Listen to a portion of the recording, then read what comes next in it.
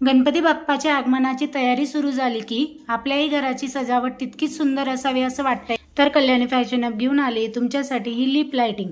ही lighting लावल्यानंतर साधीशी जागा सुद्धा रात्रीच्या वेळेला खूपच सुंदर आणि मनमोहक दिसते.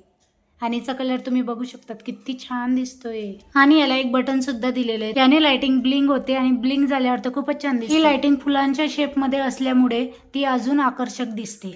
लास्ट गणपती बाप्पाच्या डेकोरेशनला मी माझ्या घरात यूज केलेली बघू शकता. हिचा वापर तुम्ही वाटेल तिथे करू शकता.